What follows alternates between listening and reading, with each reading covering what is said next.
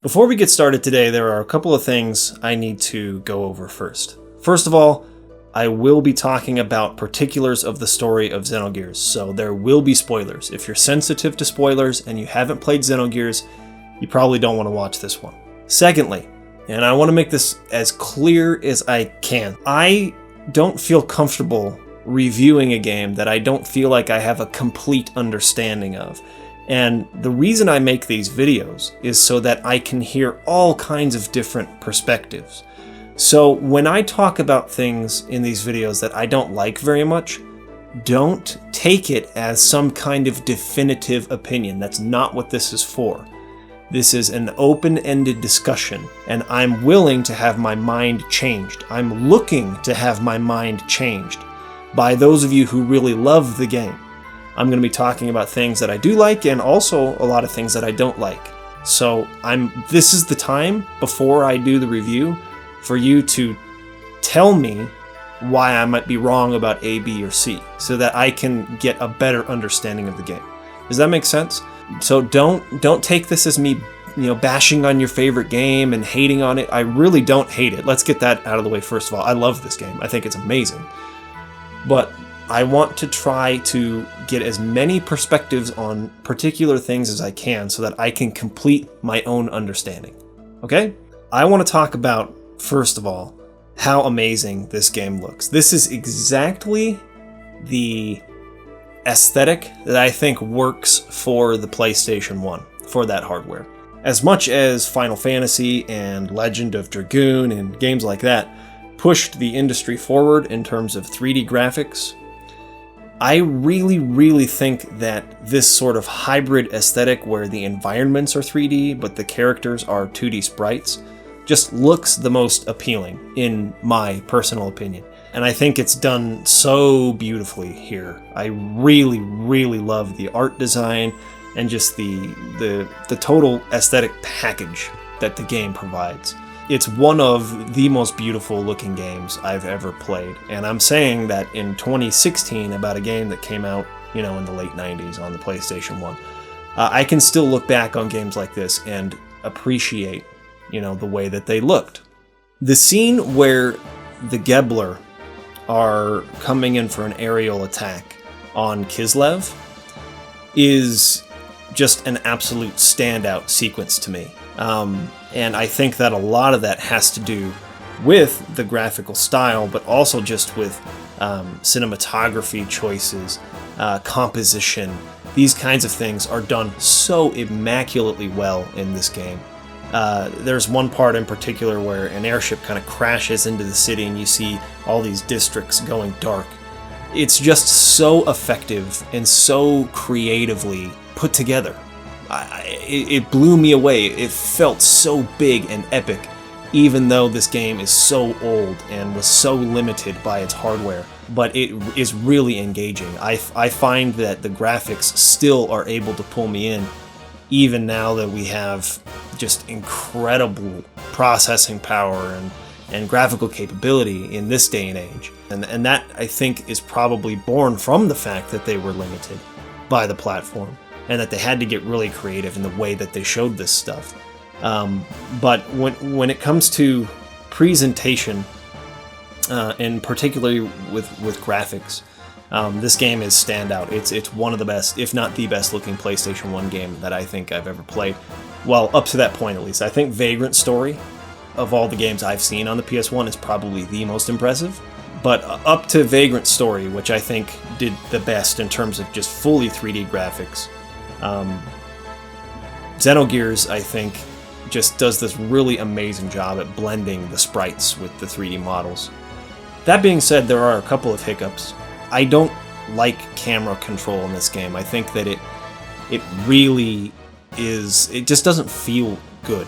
And I think a lot of it has to do with the fact that there seems to be something high in the foreground that's always obstructing the view. Not always, but many times you're trying to get a view of where you're going, and you got kind of this, high isometric view, kind of a top-down view, but there's always like some kind of building or maybe beams or something in the foreground high above the characters that is obstructing your view of where you're going. In addition to that, I think that the field of view is just too small. It's too narrow. The character is mainly positioned in the center, but when you are doing a sprint, like when you're running, he kind of goes up to the upper third, or if you're running down to the lower third, or to the right or left, kind of almost to the third, and you can't see what's in front of you very well. I think this game really could have benefited from a wider angle and maybe a little bit of control over the altitude of the camera view, being able to come down a little bit and look out rather than looking so much just straight down at the character. But I have found that pretty annoying. I would say at this point, and right now I'm basically halfway through the game, at this point it has been more difficult for me to figure out like where I'm going, what I'm looking at. Like that problem has come up more frequently in this game than it ever did for me in, say, Final Fantasy VII, and that game had notorious problems with knowing where you can walk on these pre-rendered background images. But at least you could see everything in the field of view, and if you couldn't, it would pan over, correctly to kind of to let you know where you're supposed to go, like where's the exit on this map screen. In this game, sometimes I have a hard time figuring out like where the door is I'm supposed to go through, or where the exit is to this forest, or that kind of thing. And I have found that has been more frequently annoying in this game than it has been in any other game I've played. Speaking about presentation, I want to talk briefly about the music here. And I am a huge fan of Yasunori Mitsuda. Do not get me wrong. I love his work. I think he's a genius, an amazing composer. And the tracks that we have here in this game that I've heard so far, again, about halfway through the game, are also amazing. I can find no fault with them. I can find no fault with the way that they're used within the context of the story. But it feels like you get more repeats of tracks in this game than almost in any other game I've ever played. Like, I hear the same music used over and over and over and over again. And that's not to say that hasn't been done in other RPGs. It is frequently done, where they'll reuse the same music, in several different scenes. But it just feels like in Xenogears specifically, they're doing it a lot more. They're repeating the same songs a lot more often than in any other game I played. And I'll have to look at the actual track list, like how many songs are on the soundtrack. Maybe it's the same or comparable to other games from its time, but most of those songs come in the second half of the game. I don't know, but in the first half, it really feels like a lot of these tracks are just being used over and over and over and over again. Sometimes within the same scene, like you'll get it here, then they'll switch to this song when it gets a little more dangerous, and then when it comes back to this character's kind of triumphant moment, they'll go back to the same song we just heard before. So, like, while I think the music's really good, I feel like it's limited in its scope. I feel like a lot of the songs are reused far too many times. And overall, just, again, halfway through the game, I feel like it doesn't even approach Mitsuda's sort of standard that he set with Chrono Trigger. I wouldn't even put these two games in the same, like, category of greatness. I think that Xenogears, because of this issue, definitely falls behind Chrono Trigger in that regard. But let me know what you think. Again, I think the tracks that are there are really great. I think they're really amazing. I feel like there's not enough variety at all. Let's move on to the battle system real quick. In all of my time growing up, hearing about how great Xenogears is, and never having played it myself, I never really noticed this until I started playing the game recently, but I don't think I ever heard people clamoring about how great the battle system is. I always heard about the story. The story is amazing. It's the greatest story ever, best RPG ever, such an amazing story. But I never really heard people, getting all hot and bothered about its battle system. I particularly like RPGs like this, like turn-based RPGs, where you have like combo elements in them, or timed elements, where if you hit at the right time, you'll do extra damage, kind of like Legend of Dragoon or Final Fantasy VIII. In this one, you have attack combinations, so you can sort of like build these combos with the different face buttons. And I think that's really, really sweet. And at first, it sort of like gives you this idea of, or this promise of a lot of depth to that. There's going to be all these different moves that you can do in sequence, and it'll be very varied, and you can do this move and that move. At least it feels that way at first. But really, when it comes down to it, the death blows, as you unlock them, really make the previous ones fairly insignificant. So when you unlock a death blow, which by the way is still kind of confusing to me, I understand it in principle, and like it's very complex to explain and simpler to understand once you get it. Essentially, early on in the game, when you're at a low level, you have this limited number of moves you can do in one turn, 3 or 4 tops. So you could do the triangle button, 3 or 4 times. The square button it takes a little bit more energy. It takes like twice the amount, so you can only do a half as many of the square attacks as you can of the triangle attacks. And then with the X button, you can do even less, but it does a little more damage, right? So each one of those, triangle to square does a little more damage than triangle, and X does a little bit more damage than square does. And you have sort of this pool of like points that you have to draw upon to do those. X is worth 3, square is worth 2, triangle is worth 1. So if you have 4 that you're allowed in your pool, you could do X once, which would take 3, and then triangle once, and that would be your full turn. Or you could do 4 triangles, or 2 squares, or a square and 2 triangles. That makes sense? And as you level up, that pool becomes bigger, so then you can do 6 moves in one round, and then 7, I think, is the maximum for the game. Anyways, that allows you for all kinds of different sort of combinations of those 3 buttons, the X, square, and triangle. Essentially, you get experience that goes into building or unlocking your next death blow combo, right? So let's just take the X and X combo. So you could do X and X before you've unlocked the death blow, but you won't perform the actual death blow itself. It'll just be an X and an X attack until you get all the points built up and you unlock it, and then when you do X and X, it'll perform the death blow. What I'm confused about still to this point is how exactly the system works in unlocking those death blows. I was trying to unlock a death blow for Faye that was triangle, triangle, triangle, so 3 triangles and X. And I knew that's what the combo was. I hadn't unlocked it yet. I had unlocked the one previous to that. But triangle, triangle, triangle, X. So I figured, well, what you have to do is probably just perform that particular set of moves in a row many, many times, and then eventually you'll unlock it. And it feels like it's working at first. Like it feels like, when I had like 50 experience points and I did that a few times in a battle, I was gaining points towards that really quickly. But then when I get up to around like 85, 90 out of 100 points towards unlocking it, it felt like it really slowed down. And sometimes I would do that sequence, triangle, triangle, triangle, X, like 5 or 6 times in a battle, and then I'd go check the status, and I hadn't unlocked it. I hadn't even gotten one more point towards unlocking it.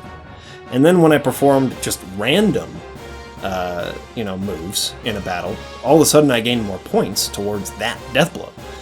So it's very confusing to me exactly how you unlock them or what you have to do to unlock them. What I've found has been more successful for me in unlocking them more quickly is just doing random button combinations, honestly, rather than performing the one that I'm trying to unlock, rather than, let's say I'm trying to unlock triangle, square, X. That's the one I'm trying to unlock next. Rather than just performing triangle, square, X a bunch of times in battles to try and unlock it, I've found that I unlock it faster when I just do random combinations. And I don't know why that is. I don't really understand how unlocking death blows works. But I'd really like to understand that for the review, to explain it. In any case, if you understand how it works, please feel free to share with me. Or if you have a source I would love it if there was a video out there where somebody has a video explaining how it works. That's what I really want, but I haven't been able to find one. In any case, let's get back to the freaking battle system here. So, what I've found so far is that it's not super deep in terms of strategy. Again, you want to perform the latest death blow that you've learned, because that's the most powerful move that you have. And you just kind of do that over and over and over again in the battles. And you heal when it's necessary. If the guy's hitting you really hard, put up a spell for defense, for physical defense. There's not really like a magic system in the sense that maybe you're used to with JRPGs, where you have like magic casters. It's more like key attacks, like energy beams out of the hands and that sort of stuff. And from what I've heard, there are some death blows that incorporate elemental attacks in them as well.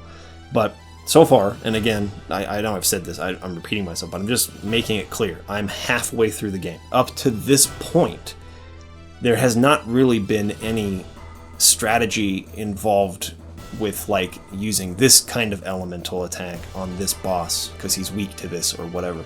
There's not really been any of that. It's mostly just been use your strongest death blows in every battle and, heal when necessary, and you'll win. For that reason, I've found the game to be pretty easy so far. There have been one or two bosses that tripped me up a little bit, but I felt like it was for all the wrong reasons. I've mentioned this a few times on the channel, but turn-based RPGs are not my favorite in terms of like gameplay.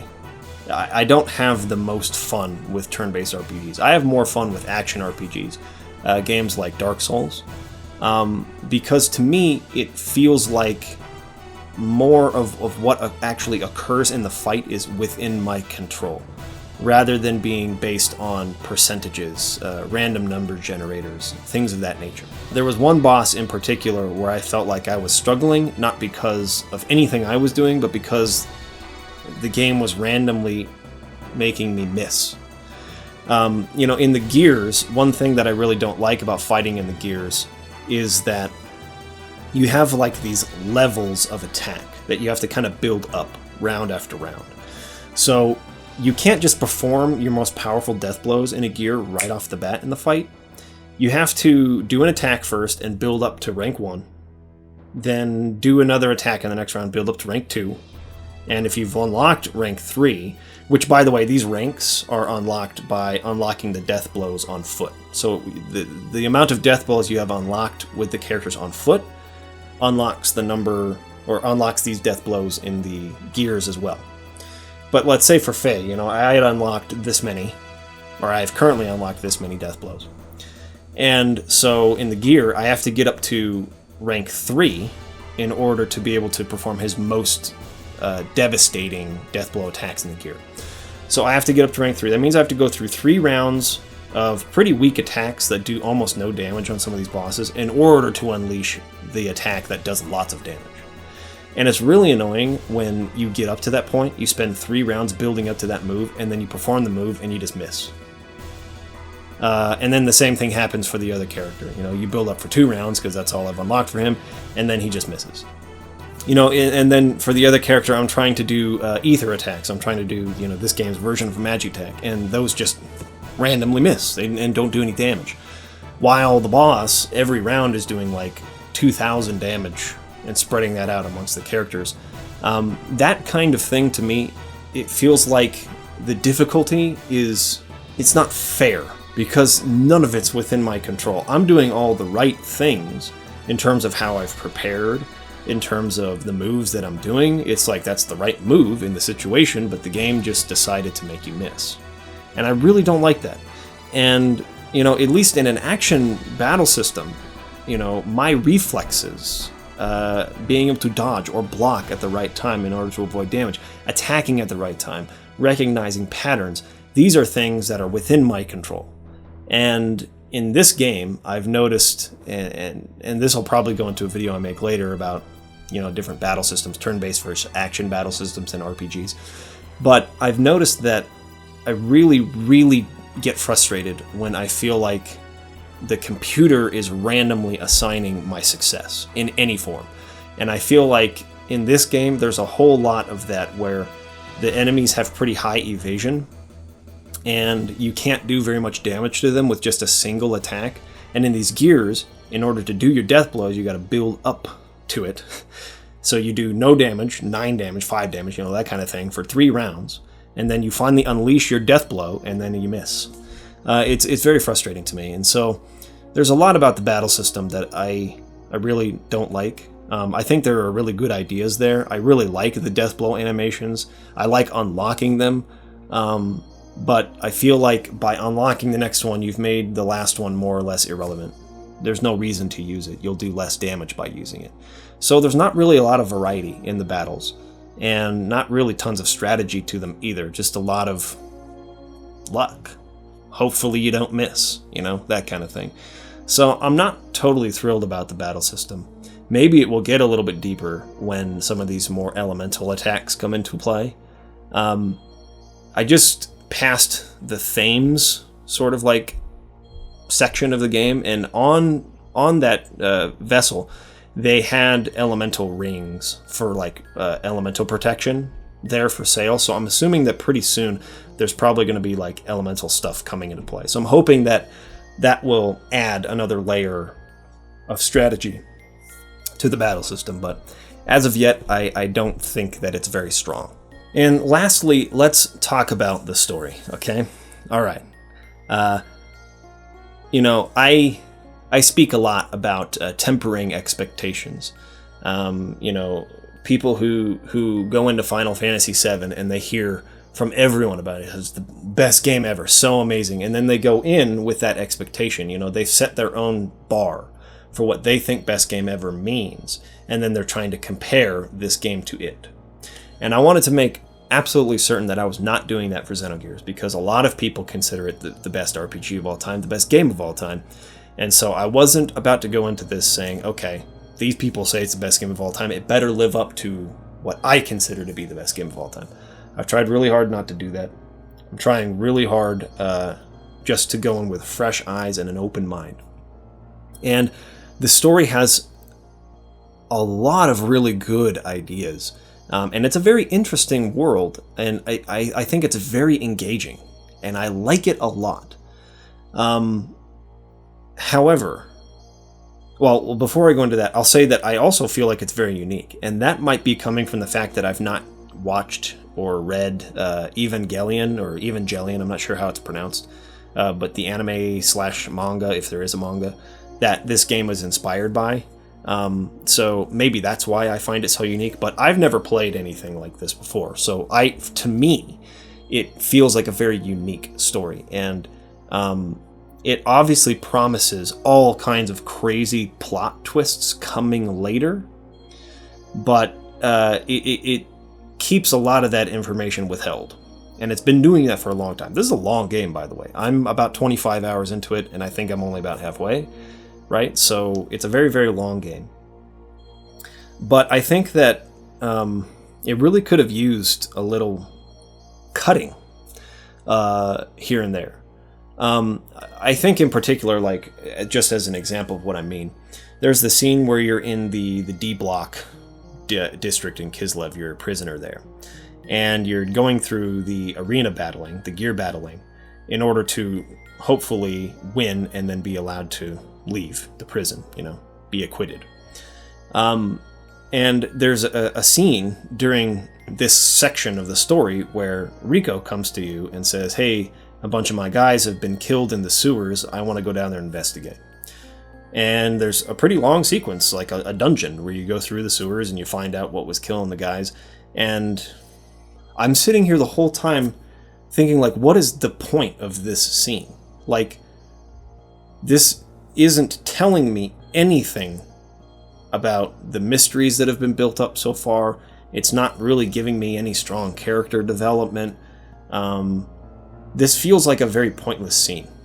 And you resolve that issue and then you go back to doing the battling again. And it's just like, this whole probably half an hour to 45-minute sequence does not need to be here. It adds nothing to the story. I don't understand the purpose of this. And I feel like this game has a lot of little things like that. Like, that's the most substantial thing I've come across so far, but lots of little things, even just in dialogue, where it's just like, that wasn't necessary. That doesn't have to be there. I feel like this is padding the game.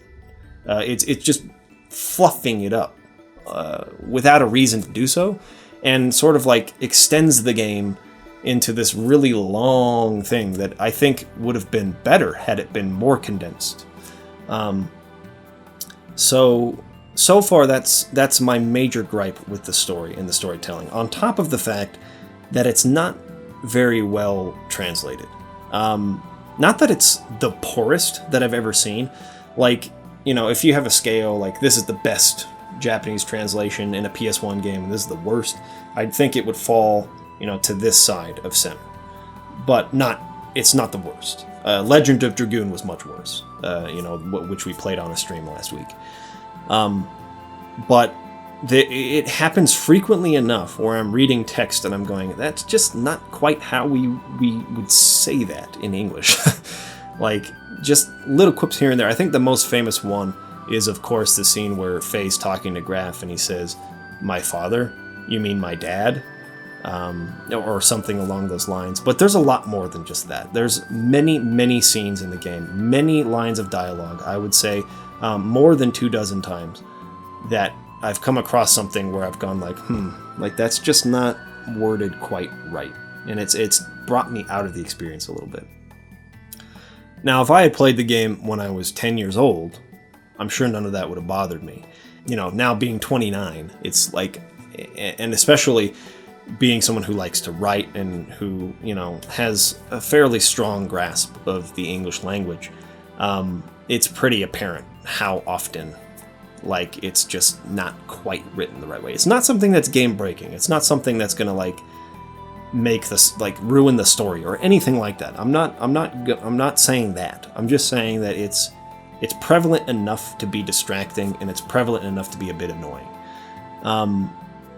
But the overall concepts, the overall structure, the overall, like, sequence of events, and the outline of the story, I think, is very strong.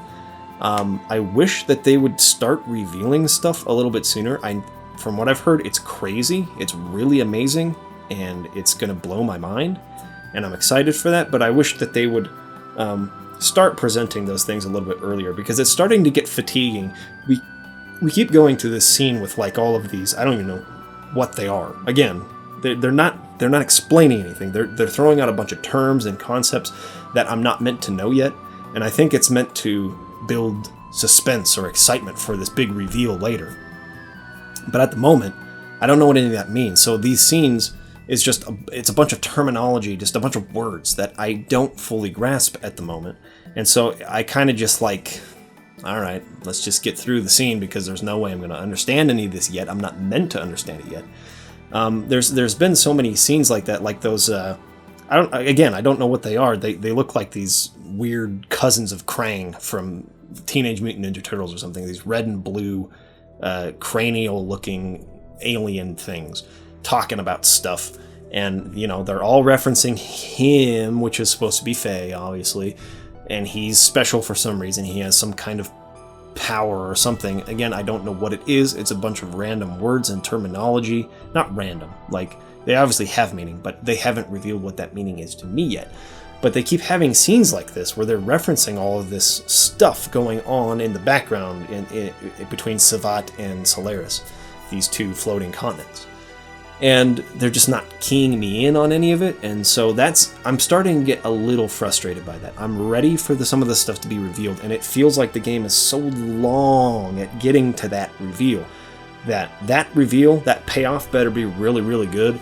I've heard it is really, really good. I'm expecting it to be really, really good, but it better be, because I've been playing this game for so long without getting any of that information, with it constantly being teased, that it's beginning to feel a bit, again, fatiguing to me. But overall, I do really like the story, and I like where it's going. I'm just ready for it to come together. So yeah, those are my thoughts overall on the game up to this point. I like the story, and I very much like the characters. I think the characters are really great. all very likable, all relatable. Just very interesting to watch their stories unfold. I think that the overall ideas for the story are very strong. I think the pacings right now at this particular point I'm at in the game, a little weak. I wish it would pick up a little bit more, start getting to the point a little bit faster, but it's very good. And the battle system I feel is good, but not great. I feel the graphics are amazing. I feel like the music is good, but not great, just because it lacks variety. But I'd like to hear your thoughts. I'd like to hear what you have to say about these points, about these things that I haven't liked so far, and educate me on things that I'm missing. You know, RPGs are so big. There's so many things that you can miss, and there are a lot of things that I often do miss. And that's why I make these discussion videos, because I want to have a complete understanding of the games. And I'm relying on the audience, you guys who love these games, who've played them through so many times before. I'm relying on you to help me understand the game better. So feel free to tell me why I'm wrong, to tell me why you disagree. I'd love to hear your opinions, whatever they are, and I'm open-minded. I'm willing to have my mind changed. So please start discussions in the comments below. And as just a quick announcement, we have created a Discord server. So there's a link below to join Discord if you don't know what it is. These will sort of act as like our forums for the time being, but we have a bunch of different topics in there, and I have a Xenogears topic, like a Xenogears forum, discussion forum within our Discord server. So if you have a lot of stuff you want to talk about and you don't want to write it in a comment down there, head to the link in the description, the Discord link, and we can get into a discussion about the game there. I'll have that open, all day as I'm working, and I can respond and we can talk about stuff in real time. Please enlighten me on all the stuff that I'm missing in the game, and help me get a more complete understanding. Thanks for watching, and I'll see you again soon.